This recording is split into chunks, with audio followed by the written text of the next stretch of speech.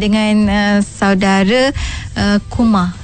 Itu nama yang saya panggil ya. InsyaAllah nanti beliau akan terangkan lebih jelas, lebih lanjut lagi, dan kenapa beliau berada di sini sebenarnya membawa anak-anak kecil daripada grassroots. Nama grassroots pun kita dah dapat bayangkan, grassroots tu anak-anak daripada kecil tu insyaAllah untuk membentuk satu masyarakat yang baik dalam komuniti mereka yang berasal dari Kampung Jawa, Selangor ya. Saya ucapkan selamat datang ke Radio IKIM FM. Assalamualaikum Kumar. Waalaikumsalam warahmatullahi wabarakatuh. Bismillahirrahmanirrahim. Akhirnya saya berkesempatan bersama dengan Kumar di ruang udara ini berkongsi apa yang Kumar ada ya, untuk rakan-rakan pendengar, untuk sama-sama kita lihat-lihat kembali diri kita dan juga masyarakat kita insya-Allah. Dan Kumar mewakili grassroots ya, yang diusahakan oleh Kumar sendiri. Jadi mungkin Kumar bagi sedikit latar belakang Kumar sikit, dan juga latar belakang grassroots ini sendiri nak kita kongsikan dengan rakan pendengar. Silakan. Okey, syukur alhamdulillah. Segala pujian kepada Allah Subhanahu Wa Taala. Nama saya Kumaran Nagapa, berumur 39 tahun. Asalnya daripada Kampung Pandan, Kuala Lumpur. Tetapi sekarang menetap di Bestari Jaya, yang dulu dikenali sebagai Batang Berjuntai, Kuala Selangor. Okey. Saya masuk Islam pada tahun 2013, 30 hari bulan Ogos. Sebelum merdeka satu hari. So the next day saya merdeka. Sungguh-sungguh merdeka. Ini betul-betul merdeka, merdeka betul-betul jiwa, merdeka. iman. Alhamdulillah. Okey, so dari situ, so ini dah masuk ke tahun ketiga. Dan alhamdulillah, syukur alhamdulillah, sampai sekarang banyak pengalaman yang saya terima di tempat ini, di Bestari Jaya, di mana telah membina saya menjadi seorang insan yang lebih baik. Dan bukan saja sebagai seorang Muslim yang lebih baik, tapi seorang insan yang lebih baik. Saya sangat bersyukur untuk itu. Dan apa yang telah berlaku di sana sehingga saya bersyukur adalah satu cerita yang sangat menarik. InsyaAllah saya akan berkongsikanlah sedikit. Mungkin tu boleh terus juga ceritakan, sebab bila kata tentang, selalunya saya bila interview saudara muhajirin, saudara baru ni, saya lebih suka bagaimana mereka kembali kepada agama fitrah. Dan saya lihat sekarang ini bila Kumar, sebab saya pun mengejar masa dan saya ada sesuatu yang lebih berharga, yang sangat baik untuk kita kongsikan dengan rakan pendengar, adalah usaha Kumar. Walaupun setahun jagung, usianya 3 tahun baru ya Kumar kembali pada agama fitrah, tapi ada sesuatu yang besar telah Kumar lakukan untuk satu komuniti ya, bukannya untuk satu individu ya. Tapi kalau boleh sedikitlah sebelum kita nak ceritakan itu, bagaimana sebenarnya Kumar kenal Islam terlebih dahulu ya, kenal Islam, dan kemudiannya dapat bertemu dengan sahabat-sahabat kita di Kampung Jawa tu. Alhamdulillah, saya dapat hidayah melalui satu perkataan. Perkataan itu adalah kifayah. Kifayah. Dia dijumpai di dalam muka surat kelima, buku teori dan praktikal ilmu Al-Falaq, tulisan Dr. Zainal Abidin. Buku itu telah diberikan kepada saya oleh pensyarah fizik saya, Haji Muhammad Saleh, daripada Unicel Bestari Jaya. Okey. Bagaimana saya dapat buku itu adalah sebelum 2-3 hari saya terima buku tu, saya ada satu insiden di mana saya telah melihat fenomena bola api. Batang Berjuntai ini kawasannya gelap, banyak estate kelilingnya. Okey, so sesuai untuk membuat cerapan astronomi. Okay, so saya seorang yang suka pada sains dan bidang-bidang sedemikian, maka saya telah, oleh kerana saya pun duduk sana Batang Berjuntai seorang-seorang, saya boring malam, maka saya pun ambil ikhtiar untuk buat cerapan astronomi. Dan ada satu malam tu, sambil saya dan rakan-rakan yang my classmates, university mates, kami terdengar buat cerapan, kami terlihat fenomena bola api. So dua hari lepas saya jumpa lecturer, saya minta dia untuk berikan beberapa informasi, give us some information tentang bola api. Dia bagi buku Ilmu Al-Falaq. Saya cakap, Haji, this is buku agama, saya mau buku sains. Dia cakap, oh Kumar, come on, kamu ni adalah pelajar matang, maksudnya kamu bukannya fresh grad, kamu datang untuk belajar untuk ilmu. Betul? Saya kata betul. Jadi kamu jangan tolak ilmu, semua jenis ilmu you kena terima. Saya cakap okey. Sebab saya belajar ni, saya masuk universiti umur dah tua baru masuk. Tidak matang lah, 36 years old bukan untuk belajar, bukan untuk cari kerja, tapi belajar untuk ilmu saja kan. So hubungan saya dengan para pensyarah pun berbeza sikit. So mereka buat seperti kawan. So alhamdulillah dia bagi buku, dia cakap jangan tolak ilmu Kumar, bawa balik baca. Sambil saya baca, saya sampai ke muka surat 5 tu, saya sangat saya menerima hidayah lah. Dia turunnya dengan sangat dia satu perasaan yang sangat dia macam dia akan membuat kita menangis dan badan kita akan rasa tidak selesa. Walaupun bila hanya baca just satu buku perkataan tu, itu kifayah. Ilmu dia cakap fardu ain dengan dia cakap fardu kifayah. Dalam buku Ilmu Al-Falaq tu dia cakap fardu ain, fardu kifayah. So dalam fardu ain dia cakap ibadah kita, solat and all those stuff. And then dalam fardu kifayah, it was all about science and astronomy and physics and biology and maths. And all my life for 36 tahun saya fikir Islam adalah satu agama yang dia tidak memberi kepentingan kepada sains. Malah dia adalah satu agama yang reject sains. Tetapi dalam buku itu, pada muka surat kelima, perkataan kifayah itu telah mengajar saya bahawa sebenarnya Islam itu adalah satu agama yang sangat advance, sangat maju dari segi pemikiran teknologi dia. Dari itu berlakulah hujan hidayah. Dan hujan hidayah ni dia turun, dia tak berhenti. From one word dia jadi few words, lepas tu dari few words dia jadi many words, lepas tu many words jadi surah. Dah masuklah saya punya penyelidikan ke dalam Al-Quran. Masya Allah. So daripada perkataan kifayah saya pergi ke Al-Quran. Lama-lama saya dah baca Al-Quran, saya dah mula sedar bahawa ini adalah agama fitrah saya. Bagi saya ini adalah agama fitrah. Saya dicipta untuk sembah Allah, bukan untuk sembah apa-apa lagi. So dia satu proses yang sangat mudah bagi saya, kerana saya membuat apa yang fitrah untuk saya. Inilah yang katakan kembali kepada fitrah. Itulah sebenarnya kita sebenarnya, ya. Dan perasaan tersebut tak dapat kita rasa kalau kita tak pernah mengalaminya. Dan Kumar dapat berdepan dengan situasi tersebut walaupun hanya kifayah, tapi kifayah itu mengajar ataupun bertemukan hidayah untuk Kumar.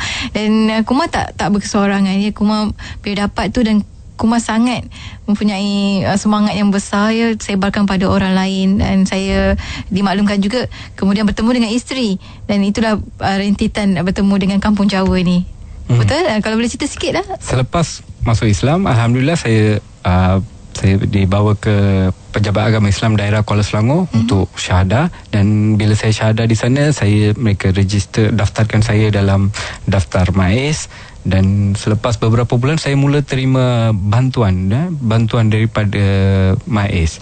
Saya sangat terkejut sebab bapa saya ni dia seorang yang sangat strict tau. Dia banker, Mr. Nagapa, banker di MBSB selama ramai orang kenal dia di cawangan Lebar Ampang.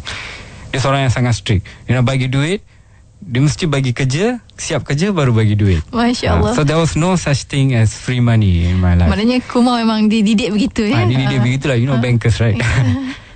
So bila first time saya terima duit itu daripada MAIS, saya sangat terkilan dan saya juga rasa kurang selesa untuk menggunakan duit itu untuk saya sendiri. Maka itulah bermulanya dakwah di Batam Juntai. So saya buat apa? Saya akan gunakan duit ni untuk, saya tengok di Juntai ni ada ramai orang susah. So mana-mana susah saya bantu. Ada menggunakan duit MAIS, menggunakan duit MAIS sebab masa tu saya mengajar tuition. So saya ada income saya sendiri, dan juga duit simpanan. Maka saya rasa duit ni duit ni suci, datangnya daripada zakat. So it's impossible for me to use it for myself. Masya Allah. So it started, ada sekali tu kami jumpa satu pasangan, isteri, mereka tidak nikah, just couples. Dan the girl is mengandung, syarat mengandung, dan mereka sedang tidur di bus stop Bestari Jaya, Batam Juntai bus stop, bus station. So berita sampai orang, by then orang dah tahulah si fulan si Kumar ni dia rajin bantu orang. So ada mualaf, dia datang, dia beritahu ada sahabat non muslim ni 2 orang tengah tidur di bus stop dan isterinya mengandung. Saya cakap, oh tak ada masalah. Suruh dia datang tinggal di rumah saya. Saya pun pergi cari mereka, bawa mereka, barang-barang mereka semua letak di rumah. Rumah saya pun Mais yang bayar. So I cannot stay there alone, right? So saya bawa lah mereka tinggal dengan saya. Pada hari ketiga dia dah nak bersalin. So tengok betapa pentingnya timing, ya. So saya bawa dia ke hospital Sungai Buloh untuk melahirkan anak. Oleh kerana yang lelaki tu dia tak ada IC, maka the hospital requires me to stay there for any emergency. Sebab perempuan tu dia recessive negative, thalassemia. So they were very worried that anything will happen to the baby. So saya perlu ada di sana. So yalah, bermalam lah. Dan ada satu masa tu saya balik sekejap nak mandi, tukar baju. Ada orang call saya, cakap saya ada jumpa lagi satu perempuan mengandung di hospital, tak ada transport nak balik Juntai, mereka cakap. Begitulah saya jumpa dengan isteri saya, Subhashini Mariappan. Masya Allah. Masa tu dia sebulan lagi nak lahirkan anak, dan mereka tak ada transport, dan mereka sedang tidur di satu bangku besi. Seorang perempuan ibu mengandung 8 bulan tidur di atas bangku besi semalaman kerana tak ada transport. So saya cakap, tak apa, jangan risau, saya hantar kamu balik. Saya pun nak balik mandi, tukar baju semua. So bila saya balik, saya tinggal di satu taman perumahan, dan depan taman perumahan, rupa-rupanya kampung Jawa Selangor ni betul-betul depan taman perumahan saya, dan saya tak pernah pun tahu ada kampung tu. Dan Subhashini ni asalnya daripada kampung tu. Masya Allah. Masya Allah. Saya pun masuklah dalam. Bila saya masuk ke dalam, saya masuk kampung dia, saya cakap, tempat gini ada. Saya pun tak tahu. Dia cakap, inilah. Dan saya pun kenal tentang kampung. Dan Alhamdulillah saya terus keep in touch dengan mereka sampai masa untuk lahirkan anak. Saya pun bantu mereka lagi. Sebab saya, walaupun mereka tidak bagi tahu, saya sedar mereka sedang mengalami masalah sosial yang besar.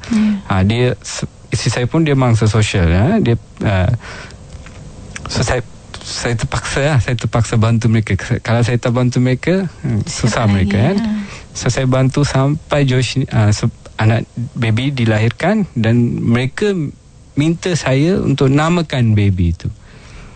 Now, walaupun sebagai seorang insan biasa pun, bila kita diminta untuk menamakan sesuatu, adakah tanggungjawab kita sekadar menamakan itu, atau tanggungjawab kita adalah untuk menjaga nama tersebut, ya? Selama-lamanya. Selama-lamanya.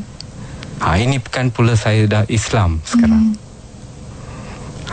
Di sinilah jatuh satu masalah besar di dalam kalbu saya, di mana saya tidak tahu apa nak buat, ya. Dan Allah pun simpan saya sebagai seorang bujang.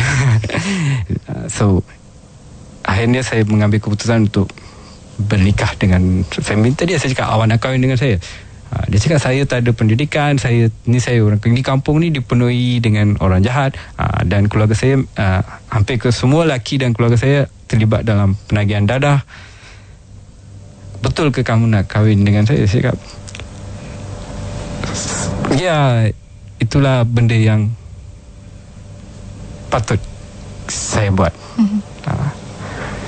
Dan kau ambil tindakan tu, ya? Ya, sebab kalau saya tak buat, it's wrong. It's very wrong. Kalau tak buat, saya tak patut namakan baby itu Joshini. Apa maksud Joshini? Joshini maksudnya cahaya bulan. Sebab malam tu pun kita tengah buat cerapan bulan masa dia lahir.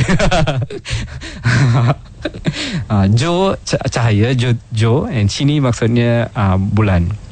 Dan saya juga spesifik pilih huruf J kerana kalau kita tengok jadual berkala kimia, chemistry, huruf J je tak ada. So insyaAllah kalau Jo dia jadi seorang chemist masa depan, maybe she can find InsyaAllah apa bahan kimia yang bermula elemen yang bermula dengan huruf J. Ya, InsyaAllah. InsyaAllah. So begitulah prosesnya. Saya dah menikah dengan dia, dan bila orang kampung itu dengar pasal berita ni, dan bahawa Subhashini sudah bernikah dengan seorang, masuk Islam dan sudah bernikah dengan seorang India daripada KL, maka ramai-ramai mula nak kenal saya. Mereka nak rapat dengan saya. Mereka ramai yang datang mengucapkan terima kasih kepada saya. So bila saya dapati kedudukan saya dalam kampung tu agak istimewa, dan bila kita ambil take into consideration, saya dah ada satu bantuan kewangan daripada MAIS. Walaupun mereka tak suruh saya buat apa-apa, tapi it's still their money, isn't it? So dari situlah saya mula dakwah. Saya buat keputusan, okay, kampung ni banyak penagih dadah, banyak penagih alkohol, banyak orang yang mempunyai masalah ketagihan, masalah sosial, masalah gangsterism, dan dia masalah begini adalah satu vicious cycle, satu kitaran yang sangat kejam.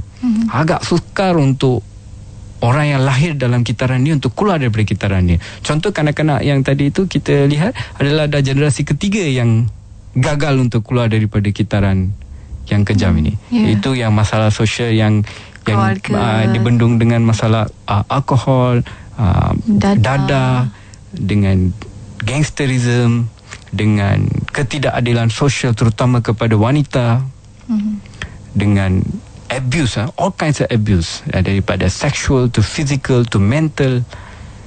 It was very prominent and dominant in that village. Maka saya rasa I have to do something about this.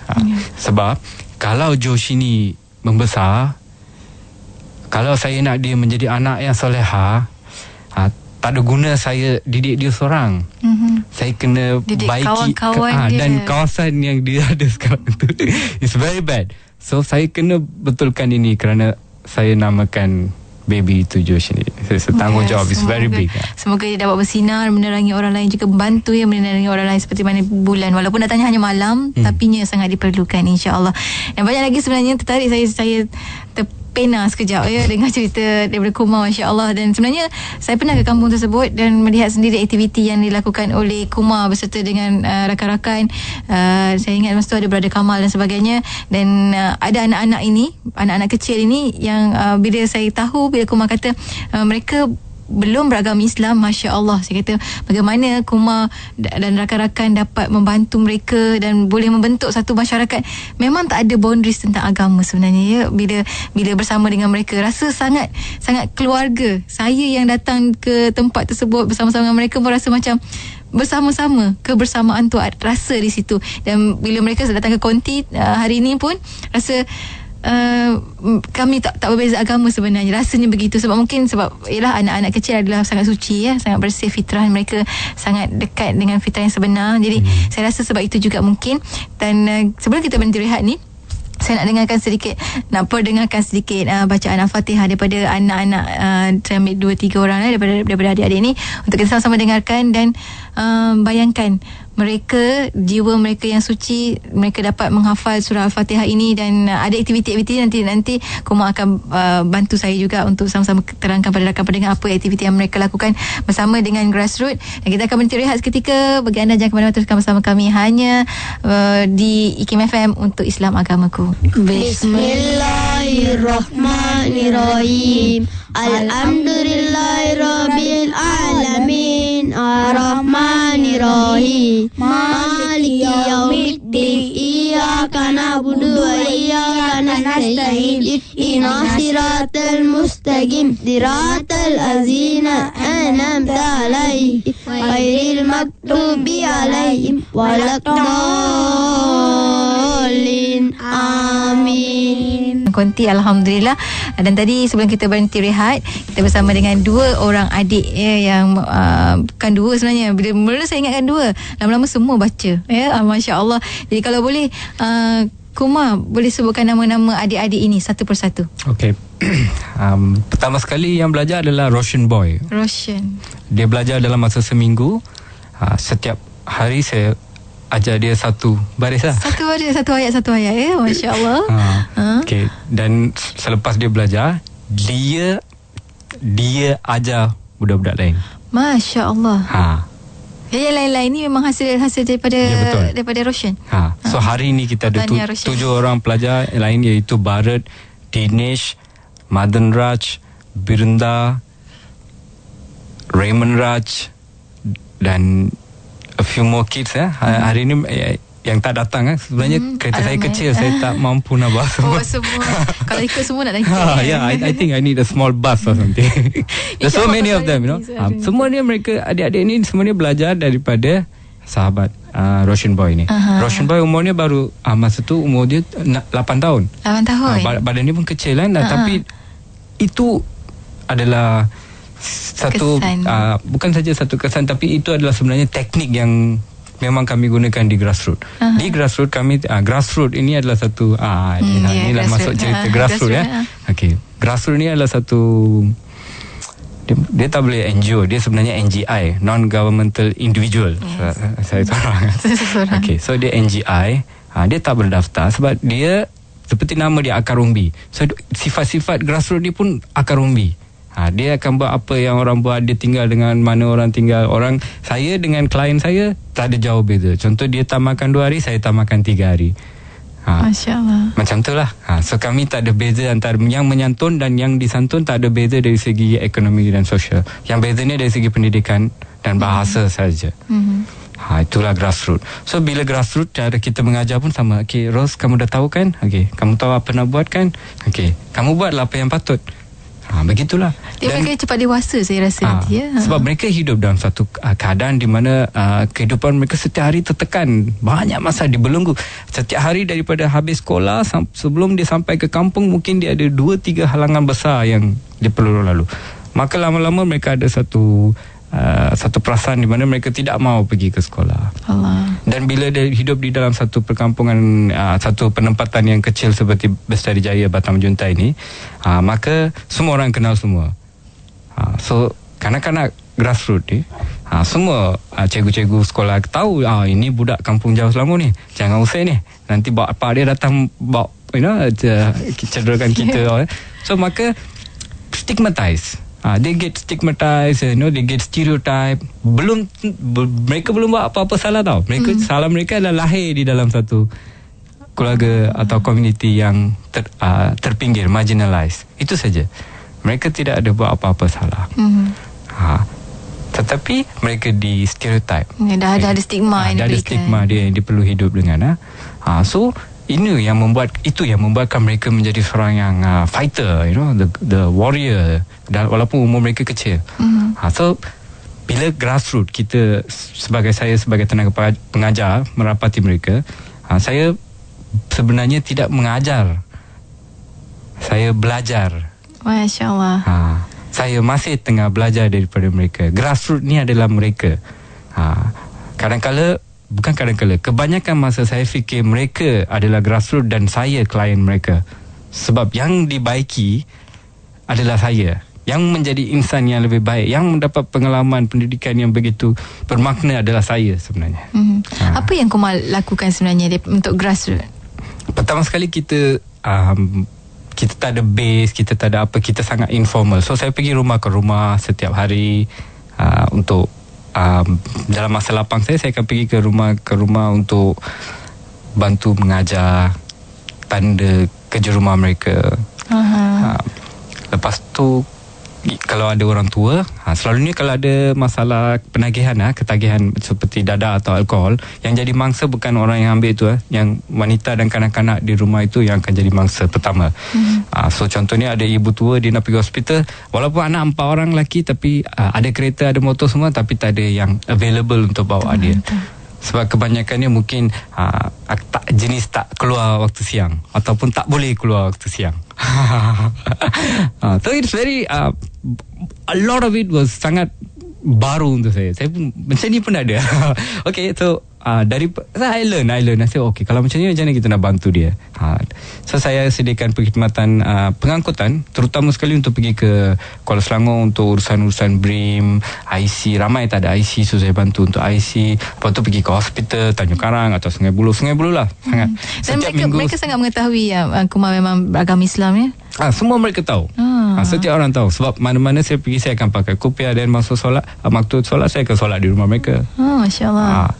Sebab saya sedar bahawa salah satu masalah mereka adalah terpinggir, dan punca utama mereka terpinggir adalah sebenarnya salah faham. Tiada orang salah dalam kes ini. there's no guilty party. Bukan salah mereka terpinggir, dan bukan salah komuniti besar yang telah meminggirkan. Tak ada. Semuanya satu salah faham, just a small misunderstanding. Contohnya mereka fikir Islam adalah satu agama yang tidak akan mendekati mereka, atau satu agama yang membenci mereka. Tetapi bila saya mendekati mereka, saya pakai kopiah, saya masuk keluar kampung setiap hari, walaupun kampung tu orang luar tak boleh masuk ya, sebab dia ada penagih dadah banyak kan, jual dadah kan.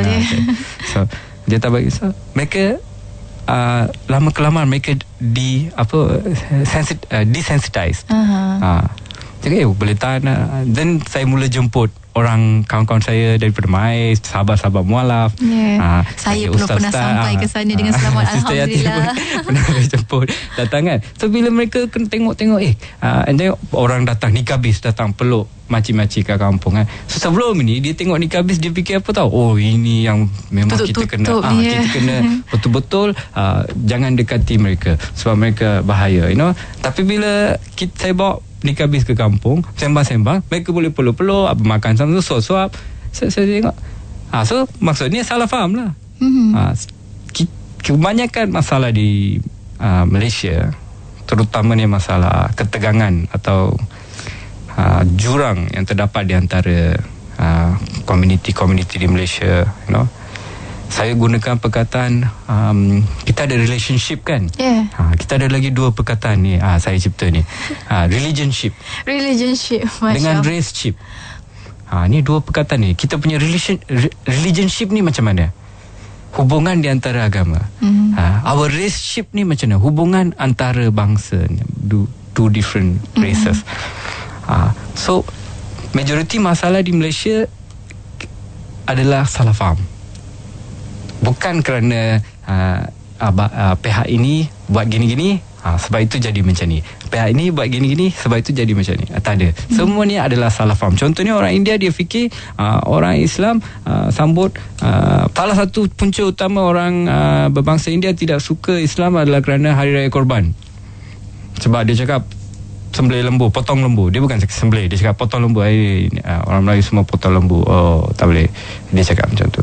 So kita buat satu majlis sambutan raya Raya Haji, Aidiladha di dalam kampung, dan kita sembelih kambing. Ramai semua orang India datang. Dia cakap, ini majlis apa? Saya cakap majlis Raya Haji lah. Bukan haji you all potong lembu ke? Saya cakap tak adalah, boleh potong apa sih. Bila kita bagi tahu tentang the essence of haji, kenapa kita buat Aidiladha, maka dia sedar, kita samalah, kita pun ada kan, kita akan buat dalam kuil juga macam tu juga. Kalau anak kita lulus peperiksaan ke, kita akan sembelih kambing bagi semua orang kampung. Kalau ada anak semua, itu macam akikah, kita pun ada. Banyak samalah kita. You see, it's all salah faham. Sebelum ini benci. Sekarang ni kita pernah dengar perkataan Islamofobia. Selalu kita dengar Islamofobia. Kampung ni dulu Islamofobia, tapi hari ni mereka Islamofilia. If you are a science student, you've got phobia, hydrophobic. Dia tak suka dengan air. Dan hydrophilic, dia suka dengan air. So philic is the philia is the opposite of phobia. Phobia is takut, and philia is suka, sayang, nak mendekati. Kami di grassroots, niat kami bukan untuk mengislamkan semua orang-orang India di Bestari Jaya. No, that is not our intention. Kalau dapat satu bonus ya, hidayah Allah bagi. Masya Allah, betul. Hidayah Allah bagi. Objektif kami adalah untuk mensampaikan masyarakat message Islam, berita baik Islam, kepada semua orang India di Bestari Jaya, agar dua perkara berlaku. A, dia terima hidayah, atau B, dia jadi Islamofilik. Maksudnya dia seorang yang sangat menyukai Islam. Itu saja. Sebab hidayah Allah bagi kita. I'm just an ordinary guy in a very extraordinary situation. Sebab Rasulullah pun, kalau lihat Yahudi pun bukan sekadar percaya lagi pada Rasulullah. Masya Allah. So begitulah sekarang di dalam kampung itu. Semua aktiviti yang saya buat adalah dengan objektifnya, dengan niatnya, yang saya pasang niat dalam dia. Saya buat ni, saya haraplah kamu terima hidayah. Kalau tak terima pun, biarlah kamu jadi seorang yang suka dengan Islam. Masya Allah. Itulah objektif. So apa aktiviti kita bantu dia, apa sajalah. Contoh runcit. Selalu kalau ada masalah kewangan, mereka tak ada makan. Mereka segan tau. Orang India ni dia jenis yang malu sikit. Dia ada banyak perasaan orang cakap air muka kan. Dia jaga air maruah, muka. So dia akan datang, sembang dia pun panjang, cerita dia panjang. So saya sebagai penyantun ni, saya kena faham ni something masalah makanan. Okay, saya bawa, jom kita jalan keluar. So, sambil sembang, saya berhenti dekat satu kedai runcit.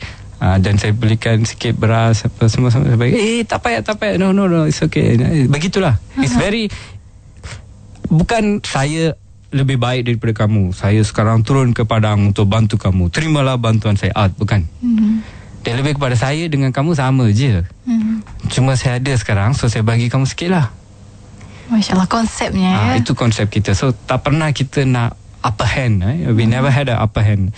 Dan perlu ingat, semua kanak-kanak grassroots ni, kami bukan home tau. Mereka bukan tinggal dengan kami. Mereka tinggal masing-masing di rumah mereka. So semua penglibatan mereka dengan grassroots adalah secara sukarela sahaja. Memang datang. Dia datang je. Datang ke rumah kita tak tu. pernah, kadang-kadang kita tak panggil. Itu yang kata buat memang pintu terbuka ya. Siapa-siapa boleh masuk rumah tersebut. Sampailah satu tahap di mana dia mula mengambil satu it started taking a toll onto myself itself. So especially when I got married, with the baby, the thing I love the most is nak belajar lah. Kan saya sanggup sebab dulu saya belajar masa kat UPM tahun 96, saya doktor perubatan veterina. Saya gagal. Saya gagal. Masya Allah, saya gagal. Saya fail kan. Tahun ketiga saya gagal. Maka saya dah gagal kan, saya rindu lagi nak belajar sains. So 36 tahun umur masa tu, saya start balik. Saya simpan duit sikit semua, start balik. Rupanya tekanan kerja ni buat saya terpaksa berhenti belajar. Lagi sekali. Itu sedih lah. Itu sangat sedih lah. Sebab itu minat apa yang disukai di rumah. Saya belajar daripada dia orang lah, daripada kampung. Dapat yang lain ya. Lain lah, belajar lain lah. Dia pun sains juga. Contohnya dia pun sains juga sebab banyak saya belajar tentang the psychology of the people, the banyak tentang masalah-masalah yang berkenaan dengan ketidakadilan sosial. Dan bila kita rungkai benda-benda seperti ni, kita sedar bahawa sebenarnya majoriti masalah kita adalah salah faham saja. Bagaimana Allah nak tunjukkan sebenarnya bukannya rezeki itu bukan sekadar kepada mereka datangnya Kumar ke tempat mereka, tapi rezeki kepada Kumar juga, sebab Kumar dapat mengenali masyarakat sebenar di tempat tersebut. Masya Allah, hebat sebenarnya. Banyak lagi bila dengar dengan Kumar ni, macam-macam nak cerita.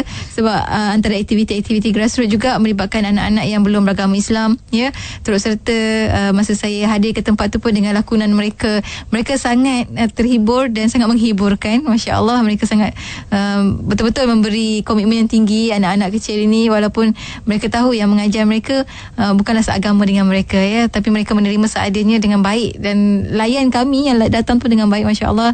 Jadi tahniah jugalah kepada Kumar dan juga semua yang terlibat dalam menjayakan program tersebut. Dan ada lagi katanya ada juga buat pertandingan-pertandingan untuk anak-anak yang belum agama Islam ini. Oh ya, baru-baru ni untuk the last 2-3 bulan ni kita agak sibuk dengan satu NGO setempat ni. Allah bagi hidayah. Lepas Allah bagi hidayah, lepas tu Allah bagi bantuan. Ya, Masya Allah. Itu cara Allah. Dia sangat dia complete lah. Masya Allah. Dia sempurna.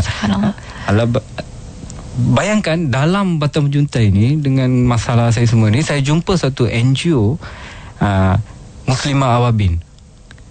Dalam tu Muslimah Awabin ni, dia adalah masjid, karya saya adalah Masjid Al-Awabin Lestari Jaya, dan semua wanita-wanita di Awabin ni, dia orang ada satu NGO Muslimah Awabin, dan mereka ni pula rajin buat kerja dakwah. Bayangkan, dan saya tak kenal lah mereka wujud. Masa dulu Sis Yati datang ke kampung pun mana ada Muslimah Tarang. Kita masih lagi rapat dengan Ikram Kuala Selangor. Kita still rapat dengan Ikram Kuala Selangor. Mereka lah salah satu NGO yang banyak membantu kita, Ikram Kuala Selangor.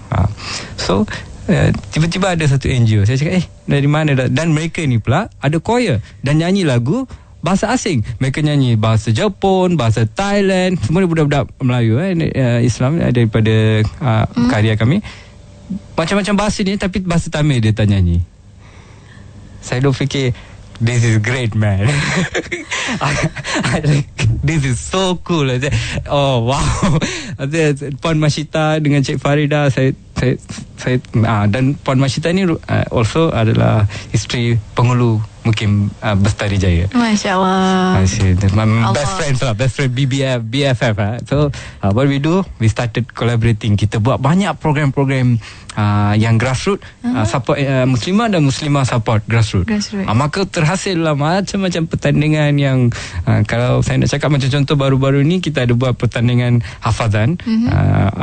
Okay, for the Muslims they had their own category, and then dia buka lagi satu kategori non-Muslim. Masya Allah. Untuk just for our kids untuk participate. Our kids pun ini kan Roshan Boy dah ajar. Roshan Boy sekarang dia dapat tempat ketiga. Menangis dia. Dia cakap macam mana saya yang mengajar budak-budak ni, macam mana saya dapat tempat ketiga. Dia menangis 2 hari dia menangis. Dia tak dapat tempat pertama. Hebatlah tu, maksudnya guru mengajar anak muridnya lebih baik daripada guru. Maknanya guru tu yang bagus. Masya Allah. Sebenarnya kamu patut berbangga sebab anak murid kamu dapat tempat pertama dan tempat kedua, kamu dapat tempat ketiga. Tapi all these possibilities and adventure, this adventure ni I have to thank pihak Masjid Al-Awabin Bestari Jaya dan juga Muslimah Awabin. Mereka telah memberikan saya satu mereka, masjid adalah tulang belakang mualaf lah. Masjid tulang belakang. Sebab kita, orang panggil kita baru lahir, anak baru lahir kan, sedikit. They call us a newborn baby. So if a newborn baby, it needs the mother. Dia sangat memerlukan ibunya. Dan untuk mualaf ni, masjid adalah ibu dia. Dia dukung dia, beri makan. Dan bila anak yang macam ni, yang jenis yang aktif, rapat dengan komuniti non-Muslim yang dulu pernah suka masuk masjid mencuri curi dalam masjid, komuniti orang kampung yang saya tengah bantu ni. So bila mereka sedar bahawa ni mualaf ni, dia tengah so mungkin mereka boleh reject saya, tapi tak. Sebagai seorang ibu yang baik, alhamdulillah mereka terima saya, dan mereka terima semua geng-geng saya sekali. Dia cakap okey, bawa kamu punya budak-budak, kita buat satu daripada kita ada buat Running Man, kita ada buat Amazing Race, kita ada buat pertandingan so many pertandingan menyanyi, and then pertandingan melukis, pertandingan mewarna, all ada. Mereka campur. Mana-mana yang kita boleh campurkan sekali, satu kategori. Kalau yang perlu diasingkan, kita asingkan. Tapi mereka sering dan istiqamah dalam dia punya bantuan kepada kami. Dia sangat istiqamah. Alhamdulillah. Dan kita tak ada masa yang panjang, Alhamdulillah. Cumanya kalau boleh, sebab saya percaya bila rakan-rakan dengar tadi awal tadi sayu dengan cerita-cerita daripada Kumar, tapi bersemangat kembali bila dengar cerita tentang grassroots. Kalau mereka nak terus sama membantu apa yang perlu, bagaimana mereka boleh berhubung dengan Kumar atau bagaimana sebenarnya? Okey, cuti sekolah ni kami telah memulakan satu program di mana kami pergi dan bersihkan rumah orang, kebun orang untuk upah. Kami tidak mahu derma. Saya ingin menitik berat di sini. Komuniti yang saya ingin bantu, kalau kita bagi dia derma atau imbuhan and so on and so forth, kamu akan spoil dia lagi. Contoh yang saya rajin turun padang di Chowkit, gelandangan di Chowkit. Saya rapat dengan NGO seperti Buku Jalanan Chowkit. Mereka selalu support kita, dan juga ROL, Region of Love. Mereka pun selalu support kita. Dua-dua NGO ni mereka giat dalam menyantun gelandangan di Chowkit, di kawasan Chowkit. Dan melalui mereka saya belajar bahawa bantuan ni jangan kita bagi saja. Kita harus memperkasa lebih baik daripada menyuap. So kami tidak, walaupun tak ada beras di rumah, tapi itu tak penting. Yang penting adalah kami nak usaha. Apa saja bantuan yang kamu nak beri kepada kami nak kalau boleh, we give you something back. Contoh, if you have a rumah, kami nak bersihkan rumah kamu, kebun ke, tepi jalan ke, atau Kalau kamu orang baik, kamu suruh saya bersihkan kawasan awam pun saya sanggup bersihkan. Okay. Dan anywhere in Klang Valley, we willing to come. I have a car, small car, and my kids are ready to come. Satu lagi, kita ada baru-baru ni kita ada cipta satu persembahan visual lah, satu theater seperti, tapi dia silent. It's a silent show, 10 minit. InsyaAllah nanti saya akan, maybe you can do a recording here. Nama dia Blocks. Kisah dia tentang seorang budak. Dia ada satu bongkah kayu.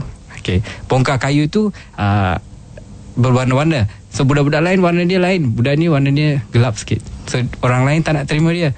Lepas tu apa dia buat untuk orang lain terima. So this is the show. Dan kita dah present di show di 2-3 tempat. Dan insyaAllah pada hari Sabtu ni kita akan present di Galeri Petronas. Masya Allah, Alhamdulillah, tahniah. Di KLCC So invite us for do this show and pay us some money. We do not lebih baik saya rasa itu lebih baik untuk kita untuk daripada nak didik anak-anak ini daripada kita terima meminta-minta. Saya rasa itu saja yang bagus lah, yang afdal lah untuk kita terima. Yang lain kalau kita terima barang-barang berguna, terpakai, pre-loved things, books, books, sebab old toys. Saya ingat di kediaman rumahan grassroots pun banyak buku buku untuk anak-anak kita baca. sekarang tak cukup buku sebab memang tak cukup buku, because we finish reading most of the books. We need more books, and if we need money, we definitely need money for our activities, but the money we prefer to earn it. Dengan usahakan berikan kita apa-apa kerja, dan kita buat kerja tu dan bayar kita maybe double ke. Yalah, maknanya selebihnya kalau nak kira sedekah pun itu niat atas niat masing-masing lah ya. Tapi yang penting kita nak ajar didik anak-anak ini untuk menghargai setiap keringat yang mereka keluarkan. Kami sangat perlukan bantuan seperti itu. Tapi bantuan yang lain macam kamu nak sedekah itu sedekah ni, saya rasa ramai lagi orang yang memerlukan di luar sana. You can start with them. Tapi untuk kita, give us, because otherwise you're going to spoil us. Kamu akan bukan bantu kita, kamu akan rosakkan kita. Dan hari ini nampaknya Kumar pun banyak bantu kami yang mendengar ini untuk mengenali kehidupan dalam perspektif yang berbeza. Sebenarnya kehidupan kita bukan hidup seorang sahaja, tapi kita berhidup dalam masyarakat. Bantulah sama masyarakat. Dan bila kita lihat orang lain, kita perlu kasih sayang insan itu sendiri. Mudah-mudahan setiap kali kita memandang pada mereka-mereka atau anak-anak yang belum beragama Islam ni, kena ada rasa sayang dan insan itu ada dalam hati kita, insya-Allah. Terima kasih banyak kepada Kumar dan juga semua daripada grassroots ya. Semoga Allah pemudahkan segala urusan, sentiasa diberikan kekuatan untuk melakukan lebih dan lebih lagi selepas ini. Saya akan nanti juga selepas ni apa lagi yang akan dilakukan oleh grassroots dan juga Kumar dan rakan-rakan, insya-Allah. Semoga terus maju jaya. Dan untuk penutup ni, kita nak dengarkan selawat. Semoga ini juga dapat menyumbang sesuatu juga untuk Kumar dan juga rakan-rakan, penguat semangat untuk Kumar dan rakan-rakan melakukan lebih lagi untuk masyarakat dan juga umat Islam, insya-Allah. Terima kasih banyak untuk kita semua pun. Jom doakan ramai-ramai semoga anak-anak ini dikurniakan hidayah oleh Allah SWT. Terima kasih banyak Kumar. Assalamualaikum. Waalaikumsalam warahmatullahi. Syukur, alhamdulillah. Ini apa ni?